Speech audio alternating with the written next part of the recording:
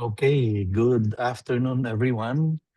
It is 2:59, and we're just about ready to start our session today on Start Tomorrow Better, three small changes that fix big classroom problems. And today, again, this is our second to the last in this series of 20 webinars.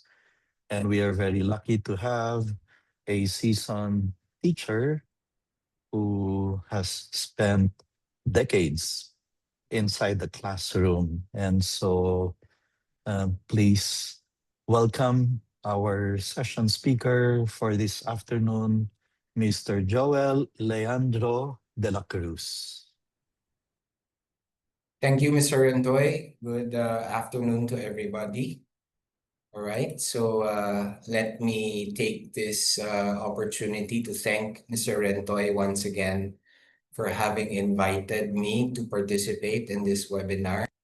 For those among you who have been following our series, uh, you probably have noticed that I have previously given two other webinars. This is my third.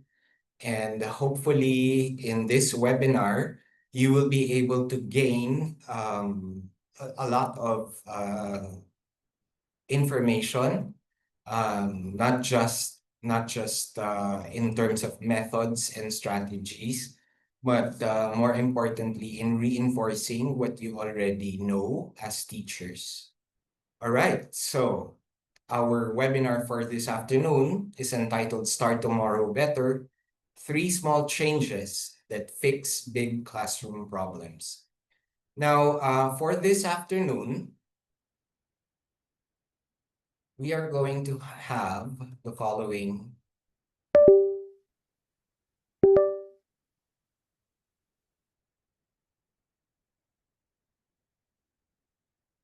Okay, we're having some technical difficulty. Okay, here. So for this webinar, we're going to talk about the big three micro changes. But before that, we're going to touch a little on the power of small shifts. What that is, we will find out in a short while. And after that, we will discuss what the three micro or small changes are that you can do in your classroom to improve the way classes are conducted and the way that you'll be able to manage your classes.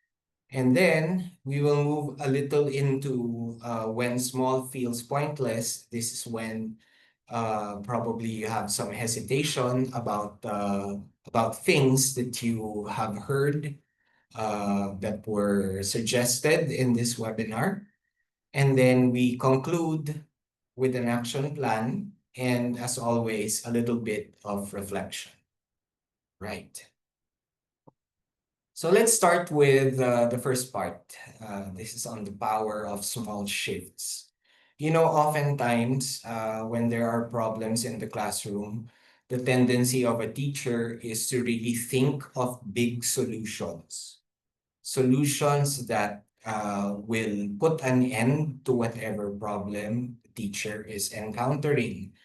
And sadly, these big solutions require a lot of effort because it will involve many sectors of the academic community. It will require a lot of resources, and it will most likely be subject to debate and possibly even criticism from peers. So big solutions, while it is something that we can make use of in the entire school, the fact of the matter is it's not that very easy to enforce. So we will stick to what the teacher can enforce in his or her classroom without having to go through the trouble of consultation, of bringing it up to your superiors, or maybe consulting the parents, the stakeholders of the academic community. What are these big solutions? We will find out. Sorry, what are these small solutions? We will find out in a short while. But first, let's talk about the big classroom problems. And this is actually what prompts people to look for big solutions. What are these? The big D's: disinterest, delinquency, and disrespect. Now, disinterest manifests itself in many forms. You There will be overt manifestations of this through verbal expressions of disinterest. Statements like "I'm bored" or "I don't like this class. I am not motivated enough." All right. Or it can just be body language. In the classroom, you can find students who are slouching, who are dozing off, looking out the window. That is a manifestation of disinterest. Delinquency. Well, obviously, if you're a teacher, you will be requiring students to submit reports. You will be giving homework, the submission of which is most likely the next class, the next time you meet the class, or projects even. And delinquency can manifest itself in terms of non-submission or overall non-participation in class. Like it's as though the student already quit your class. And it can even get to an extreme, which is absenteeism. Now, that's delinquency. Disrespect manifests itself in many forms. A student can verbally disrespect you by uttering very harsh, very emotional, and very offensive words, using language that is inappropriate. Or it can also be bodily language, disrespect, meaning if a student literally sleeps in your class, that is a very clear sign, not only of disinterest, maybe even of delinquency, but more so disrespect, because the student has the nerve to do something like that, you know? And those are big classroom problems, especially when you have a class of 30 to 40 students and you see many students manifesting each of these 3Ds, right? Now, the thing about big solutions, as I said earlier, is it will require a lot of not just effort, it will require resources, a lot of resources, and it will require a lot of time on the part of the teacher to execute them. And so we resort to the small things that the teacher can do in the classroom. Because you have to remember, big classroom problems do not necessarily mean big classroom changes. And small targeted changes will yield compound results. And not just compound results, many positive results. And of course, we also need to remember it's the systems, not willpower alone, that determine outcomes. So you cannot just say, okay, you submit the requirements because if you do not, you will get a failing grade. And to some students, that might actually cause them or move them to cooperate with the requirements that you have in the classroom. But to others, it will not really matter much. And so even if you say in a very stern and very firm voice, if you do not submit, you get a failing mark in my class. And you think that that alone is already going to solve the problem? No, you need systems. All right. Now, before we move forward, let's ask ourselves, what's one classroom habit that makes your day worse every single day? Right? Now, is it when students don't listen in class? because that can be quite irritating, right? Imagine you're standing in front, you're making an effort, you prepared your lesson, but students don't seem to be listening. They're disinterested. Is it when students don't submit requirements? Okay, you had a good class, but then the next day, when you collect the homework that you gave the day before, only two, three, four submit, and everyone else give the excuse that they forgot. Or some might even say, sir, you did not give us the homework. I did not know that there was homework. All right. So when students don't submit requirements, or is it when students talk back disrespectfully? They answer back, or they explain in a very rude manner, or they relate to you as though you are not a person of authority in the classroom, right? So which of these are just examples of possibilities that make your day really bad. Now, for this particular afternoon, we're going to take a look at a story of a teacher and how her class went that day. And it's entitled A Really Bad Day. It's a story of a teacher having a series of unfortunately upsetting events and how she deals with each one of them. Right? Now, I encourage everyone to please read along with me as I read each part of the story aloud. A really bad day. Teacher Beth is having a bad day.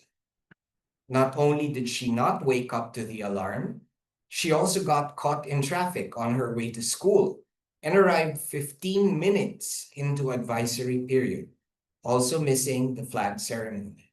So most likely this is a Monday and there's flag ceremony, and then soon after flag ceremony, when the students return to class, the first thing they have is advisory. And after that, the first period of the day, the first class of the day. As she was rushing to her class, Teacher Beth sees a group of her students outside the room. From the end of the hallway, she shouts, "Hey, get inside!" And the students oblige. Teacher Beth enters her classroom and is irked that her students are still busily engaged in chit-chat, oblivious that she has already arrived. Noise from the many students talking filled the room, so Teacher Beth shouts, "Everybody shut up!" The students are startled by their teacher's outburst and they give her confused looks. She then says, "Oh, don't you dare give me those innocent looks, you disrespectful brats. I get more respect from uneducated beggars out there in the streets." Okay, notice she's actually using very harsh language here already. The bell rings, signaling the end of advisory and the start of the first period. Teacher Beth then slams onto the teacher's table the papers she was holding and exclaims, "And where are your homework? I see only 5 notebooks here." So the 25 other students who had not submitted their homework each get their notebooks from their bags and go to the teacher's table to submit. This takes all of 3 minutes. Why 3 minutes? Well, you can just imagine, no? Some are getting their notebooks from their bag. Some are taking their time doing so. Others will make a mistake of pulling out the wrong notebook. And then each one stands up, goes to the teacher's table, puts his or her notebook on the teacher's table, and they probably need to fix the pile of notebooks as well. And everything will be said and done in 3 minutes. Teacher Beth then notices that some students had their cell phones out, and one was even actually using it. Teacher Beth, irritated, says, "And what's the school policy on mobile phones? John, Michael, Bianca?" Cell phones on the teacher's table. The three students stand and grudgingly bring their phones to the table. As they return to their seats, Teacher Beth adds, "And you won't get them until I receive a letter from your parents requesting that they be returned to you." John, Michael, and Bianca, confused, could only look at one another. Teacher Beth then says, "You're lucky I won't hold on to them until the end of the school year." Okay.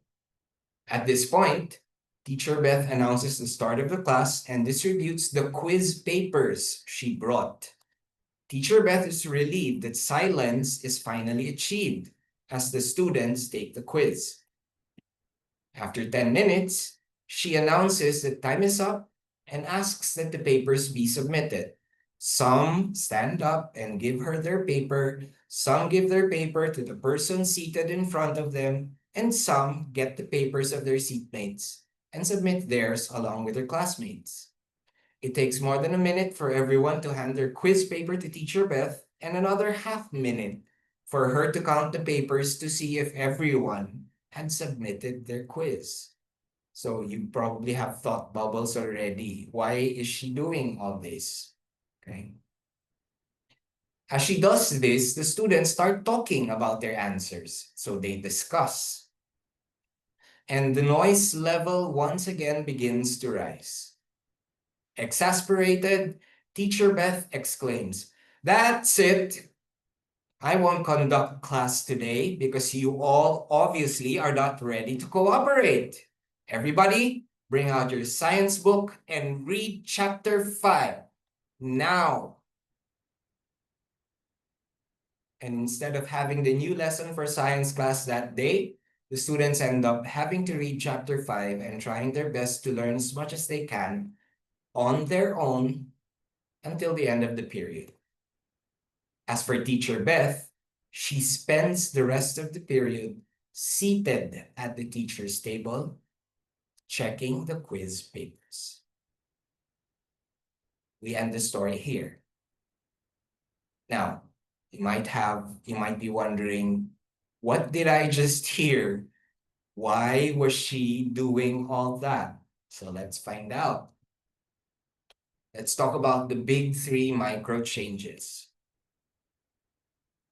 The first micro change that we recommend that teachers do is that you need to reset your openers or the first 5 minutes.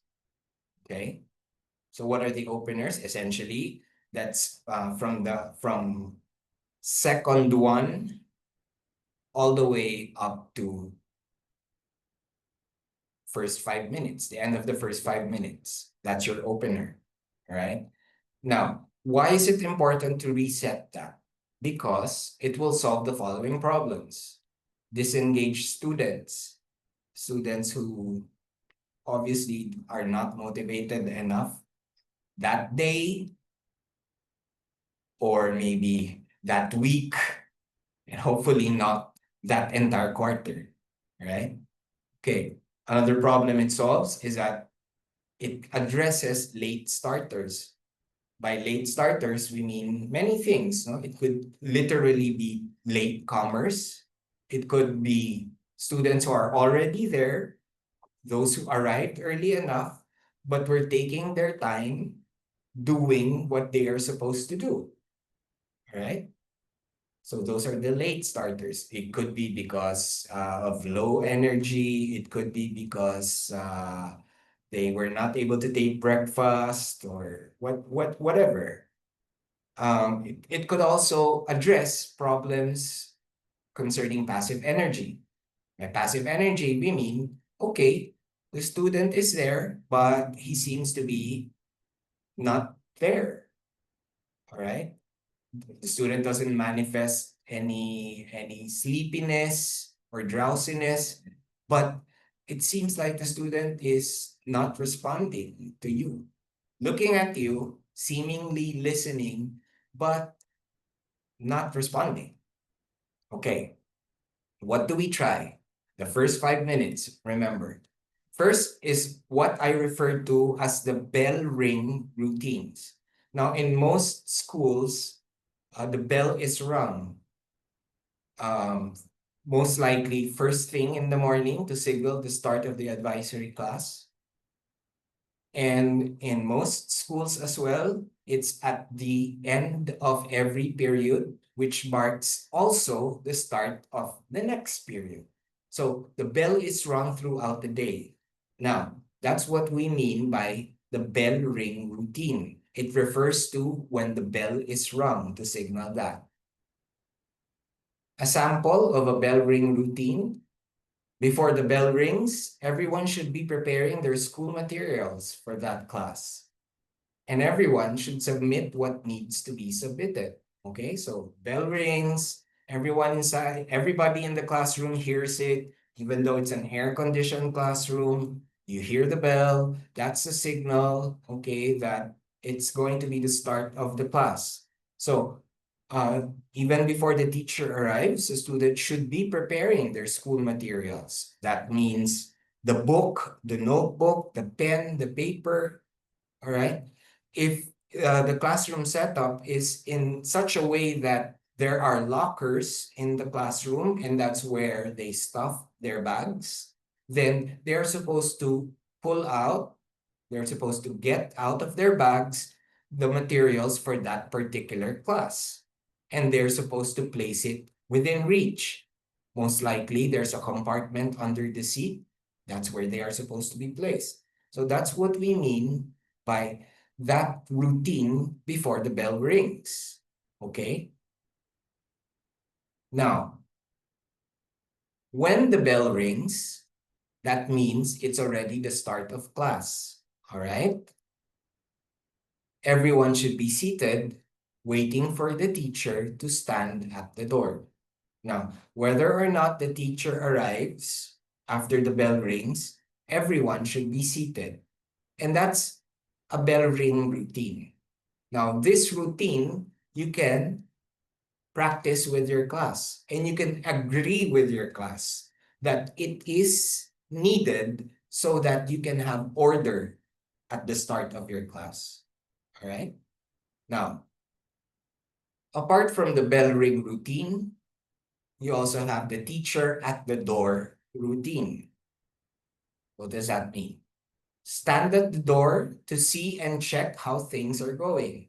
So you arrive, you come from the faculty room, you're already outside your classroom, you open the door, you don't enter right away. You stand at the door first. And you allow the students to notice that you are already there. Okay, and since you're there, you're at the doorway, you can see what is happening inside. So you'll know whether they are actually getting ready, whether they already are ready, or they're not ready at all. Okay. And then if the students are still not ready, announce, get ready for class in 10 counts. Okay. Then count from 1 to 10 or 10 down to 1. Right? Now, why are you doing this? Because you're giving them a chance to correct whatever mistake they may have committed. Let's say because they were very excited about something and everyone's talking about it. So naturally, when there's no teacher, after the previous teacher left, you haven't arrived yet, there's a 5-minute gap in between classes. Um, uh, Naturally, the students will be engaging in conversation and sometimes they get carried away and they lose track of time. And you're already there. And so you give them a chance. You say, get ready for class in 10 counts. 10, 9, 8, down to 1. Okay? And the students, if this is a routine that you had explained well and you have been doing and rehearsing and executing on a daily basis, the students will know that once you start counting, by the time you get to count 10 or count 1, if it's in reverse, then they should be ready to begin. Okay? At the end of the count, students stand up. Why do they stand up? Well, Obviously, it's because they're getting ready for you to enter. Because once you are inside, then that's when you go to the next part of your of the start of your class, which will most likely be the greeting, or in some cases the prayer first, no, in some schools before you greet one another. Okay, that's your start of class routine. Next, the quick check-in questions, which, okay, you see here as examples. What did we agree on about the submission of homework again, class? Okay, so you ask them. And then if you are asking this because you saw that there are very few homeworks that were stacked on the teacher's table. So instead of getting upset, you say right away, what did we agree on about the submission of homework again? That's a quick check-in question. And then you remind them. All right. So I see that there are only 5 here. Remember that we cannot delay the class so that you'll be able to get your homework from your bags. All right. We have to proceed. So I will give you time later on at the end of the period. You should submit your homework to me, and I will not consider it late. All right, so you gave them consideration. Class, I have an important announcement to make. That's another check-in.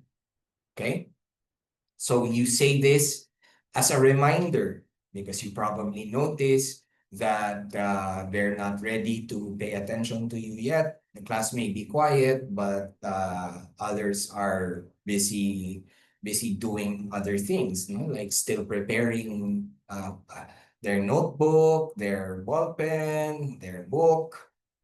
Okay, so you say that so that you can check in and remind them, hey, I need you to listen. Okay. And then in some instances, you need to say this. Everyone, what do we do when someone is speaking? Right? This is a quick reminder whenever you have instances of it's the start of the period and already people are talking out of turn, and you can hardly hear yourself speak because there is so much noise, so much conversation happening. Okay, so you resort to this. A quick reminder, everyone, what do we do when someone is speaking? Okay, now you need to do that constantly throughout the period. Whenever you notice that they are getting distracted by something, or they're taking too long with a particular task that you've asked them to do, or you're transitioning from one activity to the next, or one part of the lesson to the next. So you need to do the quick check-in reminder. Okay? That's resetting your openers the first 5 minutes. Now, one suggested tool that you can make use of in the classroom is what is referred to as the morning anchor board. It's composed of a welcome greeting, daily instructions, and affirmation. A sample. Okay, so you can see here what's written. The first line is, let's go, Captain. So that's your welcome greeting. Perhaps the class is the team, the class name for let's say grade 6A is Captains, right? So you say, let's go, Captains. Okay, that's your welcome greeting. Reminders for today. Greet all teachers with a smile. Help younger schoolmates carry their bags, or and rather help keep the classroom clean. All right, so you write all of these reminders perhaps the day before. Okay, at the end of the day, when no one's in the classroom anymore, and you can um, write things on the whiteboard, post things there, work on your audiovisual aids, so you can update your morning anchor board on a daily basis, on a weekly basis, periodically. That's bottom line. And then your final statement, your motivational statement. Together, we can do this. Okay, so there's an affirmation there. That's one tool that you can make use of so that your first 5 minutes of the day will turn out fine. Resetting your opener. So I hope in from what you've seen and heard, you can see that really it doesn't take a lot of effort. It doesn't take big moves as a school. You as an individual teacher can do this in your class on your own. All right. Now, the other micro change that you can affect in your class is to rewire your responses or change the manner in which you correct the students. Okay. Now, let's go back to our story. Teacher Beth was having a really bad day, and you saw that she did this. From the end of the hallway, she shouted, right? Shouted. And then when she was at the door, she was about to enter, and she noticed that people were still engaged in conversation. There was so much noise. Instead of asking them to get ready for class or to end their conversation so that you can already proceed with the routine, she says, "Everybody shut up." Okay, that's how she corrected them. And then she doesn't stop there. She even goes on to say, "Oh, don't you dare give me those innocent looks," and starts calling them disrespectful brats and comparing them to uneducated beggars in the streets. Right? And as the advisory class progresses, and she realizes that there was no homework, she gets upset again and says, "And where are your homework? I see only 5 notebooks here." When it could have just been just class. May I remind you, homework is supposed to be submitted first thing. That's the first task that you need to do as soon as you enter the classroom, right? So she didn't do that. She got upset. And then when she confiscated the cell phones of John, of Michael, and Bianca, she said, "And you won't get them until I receive a letter from your parents requesting that they be returned to you." So clearly, she was probably creating her own rule here.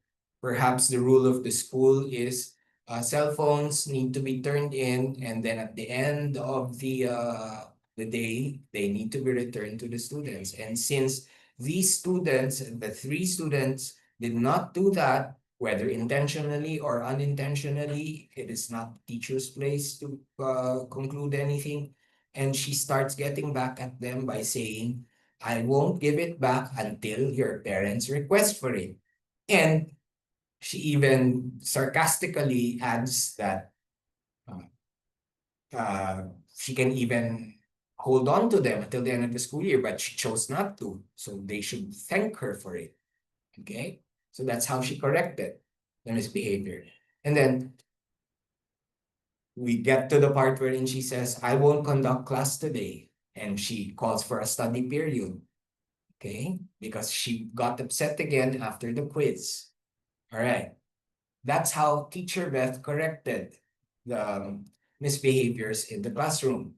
Now, rewiring your responses and changing the manner in which you discipline or correct misbehavior in the classroom solves the following problems: defiance, backtalk, chronic misbehavior. Why? Because clearly, and you heard this in the previous webinars, the many webinars that were conducted in this series that touched on how to properly correct students, how to discipline, how to manage misbehavior, how to address difficult students. When you change the manner in which you correct and you do the right thing, then you address the misbehavior. And chances are you will get the cooperation of the student because you did the correction correctly. Okay? So correctly. Now, you also get to solve emotional fatigue. Why? Look at teacher Beth. So she started on the wrong foot that day, and then when she got to class, she tried her best to address the misbehaviors that she saw one after the other. But sadly, the best that she thought she was doing is not really the right thing to do. And so she ends up getting even more and more upset as the class progressed. And imagine if you're not going to change the manner in which you correct and you keep on resorting to the shouting, the the calling out the behavior by labeling or by insulting or by reference to some other ideal behavior, which you will say you should imitate your the class next to us. They're also behave. Why can't you be that way? So you are modeling, using the other class as a model. However, you are at the same time insulting your own class because they are not that way. So unless you change the manner in which you correct, you will keep on getting the same behavior. And chances are you will get to a point when you will be so fatigued, you will be so tired by all of the emotions that you are feeling simply because you chose not to change the manner in which you discipline the misbehavior. Okay, so rewire your responses. What to try? First is use nonverbal cues. You pause, you establish eye contact. In fact, the very first moment that teacher Beth had contact with this class, her class rather, while she was at the door, all she needed to do was take a look at everybody. And if she had established the routines, then she would not even need to say anything. Sometimes just looking at your students, of course, not in a stern, offensive way, because you can also fall into that, no?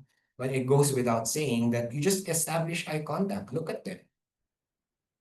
Okay? Look at each and every one of them, not just one particular student, not just the one who is misbehaving, everybody. And that alone is already a nonverbal cue that, okay, everybody, we should stand up now because teacher Beth is already here. Okay, so the nonverbal cues, start with that. And then instead of saying, why can't you submit your homework on time? Or why don't you all just keep quiet? Okay, shift to I statements. You say, okay, I need everyone to listen, right? Or I need everyone to submit the homework on time. So when a student hears that, the student will tell himself or herself, oh, the teacher needs something from me. And I should be able to correspond by by doing as I'm being requested. Okay, so you give the student an opportunity to be responsible as well with his or her behavior.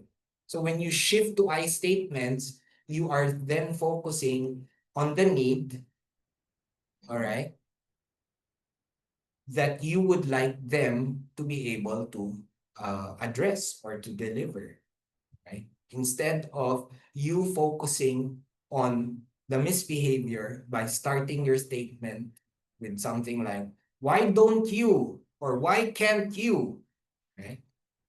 So shift to I statements. And the last, practice soft corrections.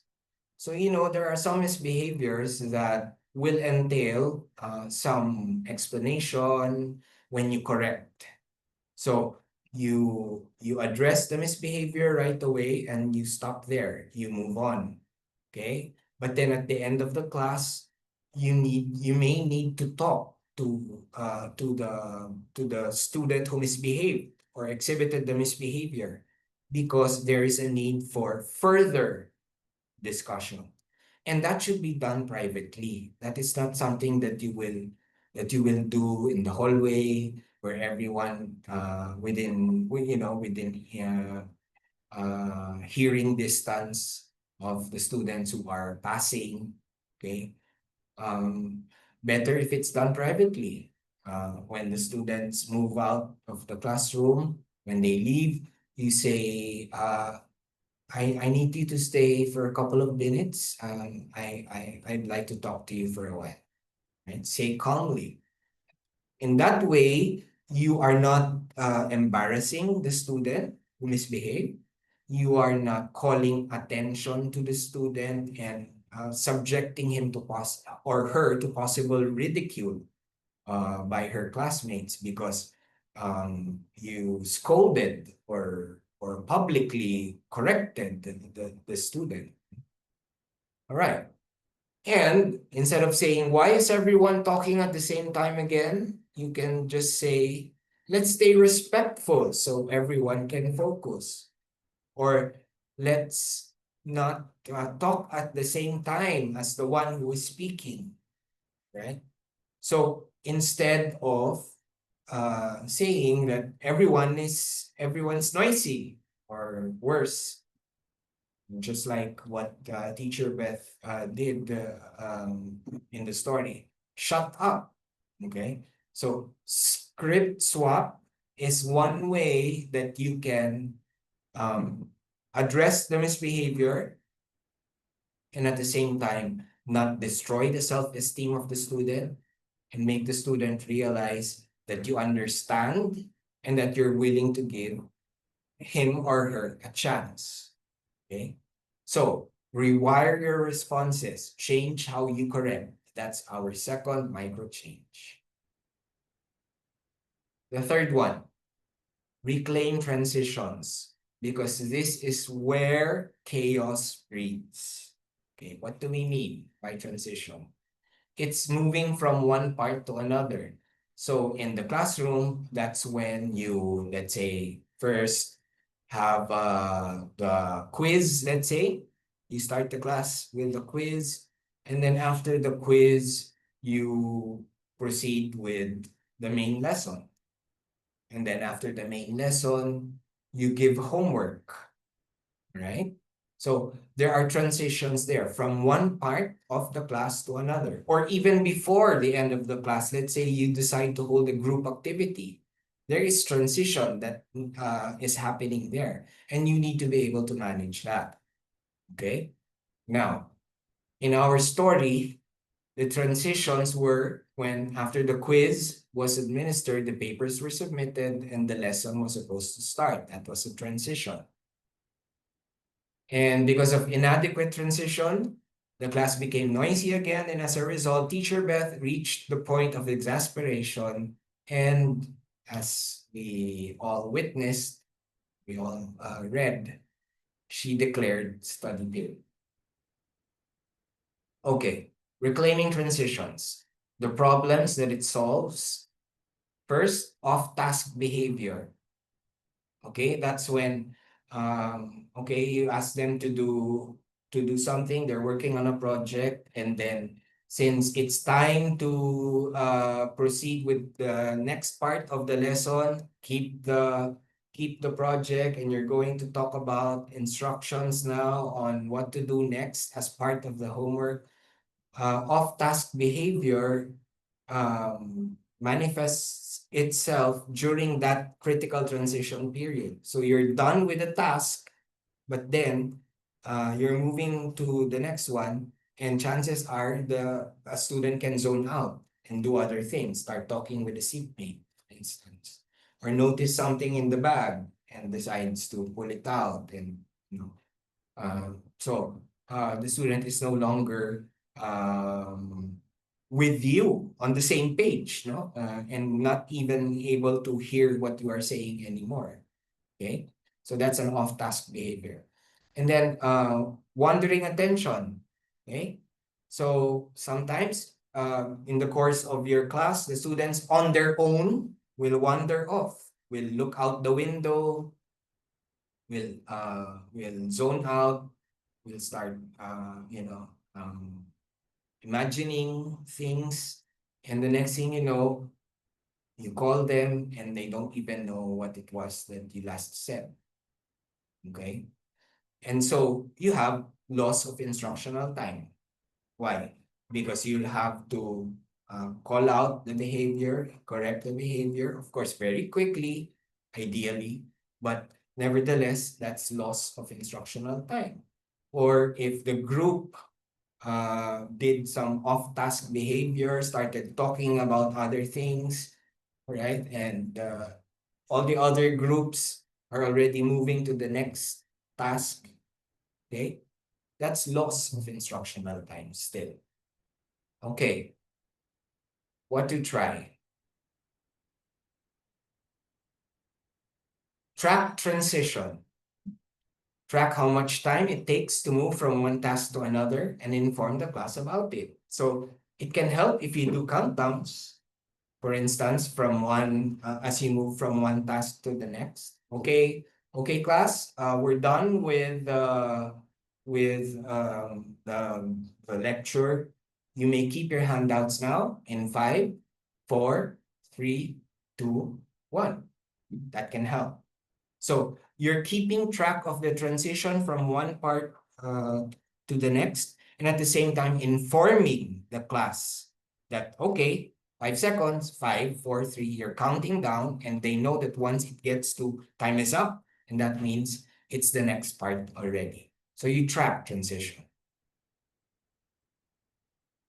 That's an example of using countdown with purpose. So you don't do a countdown all the time. Of course, it has to be purposeful. So you are doing that because you are transitioning from one period to the next. You don't just use it randomly. No? Okay. Everybody stand. 5, 4, 3, 2, 1. Everybody bend and reach for your toes. 5, 4, 3, 2, 1. Why did you have to count down? No, when you ask them to reach for their toes, there's no need for that. You just say, you just give the instruction, and they hear you, and they correspond. No? So use countdowns as often as you need to, but make sure that you are using it correctly. Okay. Practice transitions like choreography. If you do this as a routine, then it will become ingrained in their system, and they will naturally uh, um, correspond whenever they hear the countdown. So you will, and eventually you won't even need to count down anymore because everything's like clockwork already. And then, of course, you reward transitions, not just end results. So, for instance, as you move from one part of the activity, let's say they had group work, and you usually give them 10 seconds or 20 seconds to clear everything, clear their tables, clear their desks of the materials that you use during the group activity. Students go back to their seats, and they are able to do it in lesser time. Then you compliment. That's one way of rewarding. Or you say, okay, class, I'm very happy. You're very participative today, and you know the routine, and that you were able to transition from the group work to going back to your seats and then getting ready for the next part of class in such a short time. All right, I'm going to give you more time for yourselves to converse later during advisory period. We will end 5 minutes early, and then you can talk among yourselves. before you leave the classroom for dismissal. So that's a reward.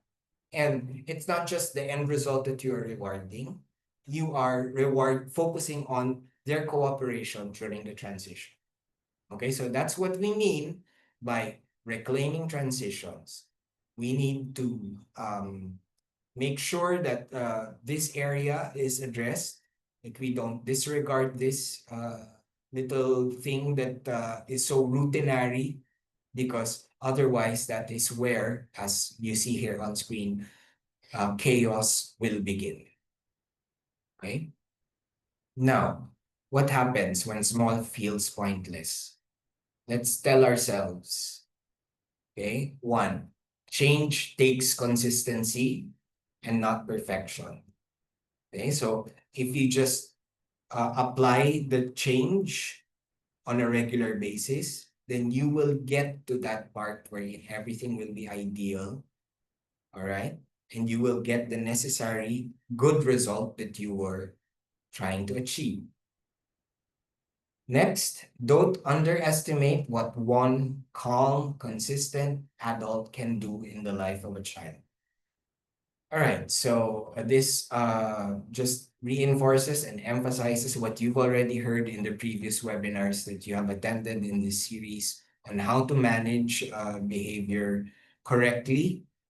Okay, so you need to realize that even though rewiring your response, the manner in which you correct, is such a small thing, do not underestimate it, because it will actually spell the difference between a chaotic classroom and an orderly and behaved classroom. All right. And you also need to remember you can reset anytime, not just in June, not even in January.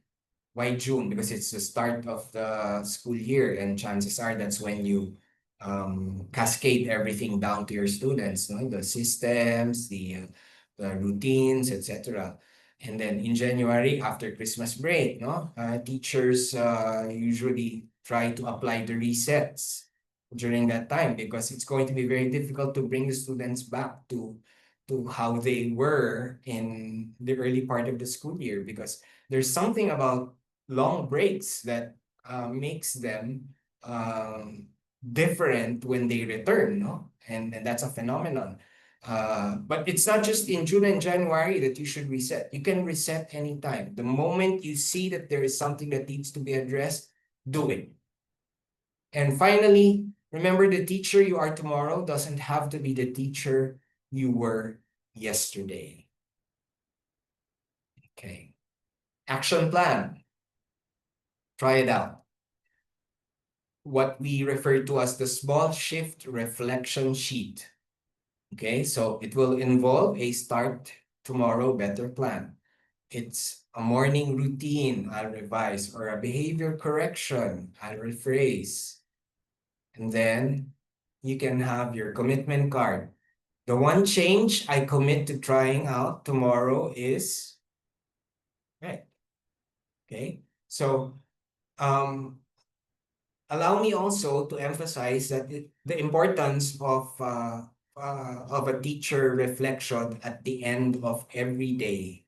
Okay, so it's important that a teacher finds a time at the end of every class day to reflect on how things went that day. No, in a particular class, perhaps it was quite difficult.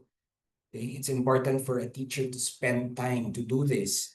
Now, it's good if you can actually do it on a regular basis, nightly even, if you can, and that would help a lot.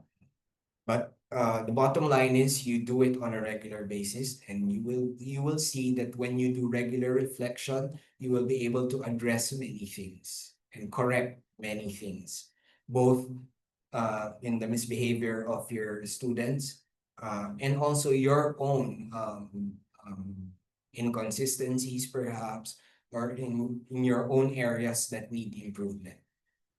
Okay, so try it out and then commit to it.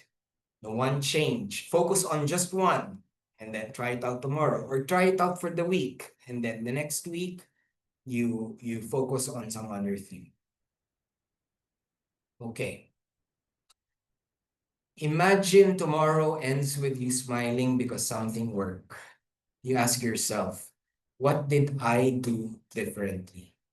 And if you do this, you will be able to see that the answer to your question is actually something that you probably didn't realize before.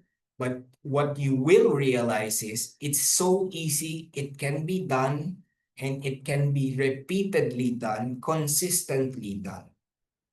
Okay? We end with the following sayings from W. Clement Stone. He says, tiny hinges swing big doors. This emphasizes the relationship between small things and big problems. Okay. And then from two anonymous sources, one is you don't need a miracle. You actually just need a margin. Margin, a window. And once you address that, once you make use of that to your advantage, then you will be able to address many things in your classroom. And then lastly, tomorrow can be better if today you decide to change one thing. Okay, tomorrow can be better.